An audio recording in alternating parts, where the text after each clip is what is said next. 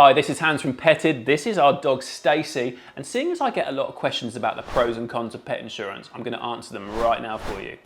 Okay, let's start with the pros. Number one, unless you're very rich, pet insurance is still the best way of being able to afford to pay vet bills. It's not uncommon to get a vet bill for a few $1,000s. Ask yourself whether you could actually afford to pay that out of your own pocket. If you couldn't, pet insurance is the best way of being able to pay it. Number two, pet insurance doesn't cost the earth.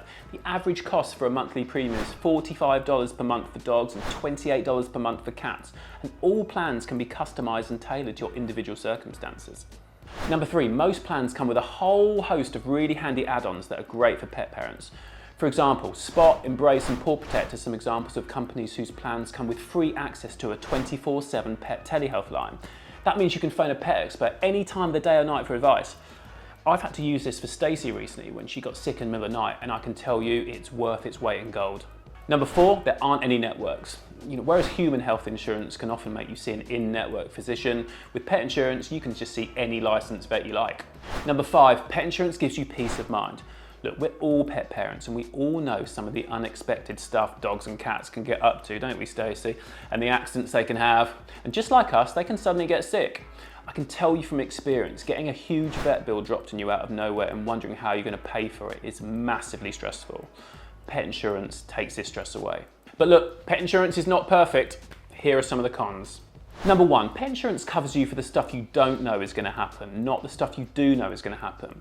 That means if you want coverage for flea and tick meds or spaying or neutering, you'll need an additional wellness plan. Number two, with most pet insurance plans, you have to pay the vet bill up front and then claim it back from your insurance company. So say your pet was limping and they needed x-rays and an MRI scan, leaving you with a vet bill for $3,000. Well, you're going to have to pay that yourself while you're at the vet. Then you put in a claim and you'll get the money back, less your deductible and copay. So say you have $250 deductible and 10% copay, you'll pay the whole $3,000 up front and then get $2,450 back once your claim has gone through. Number three, pet insurance covers pretty much any new accident or illness, but each plan is different. You have to make sure you check what's covered. For example, some providers don't cover exam fees as standard. So if you're thinking of getting your pet covered, make sure you look into what's included and compare providers. Number four, this is a big one, pet insurance doesn't cover pre-existing conditions. So say your dog has a condition or showed signs of a condition before you took out a policy, it won't be covered. This is why it's super important to get them protected rather than waiting until it's too late. Number five, pet insurance can be expensive.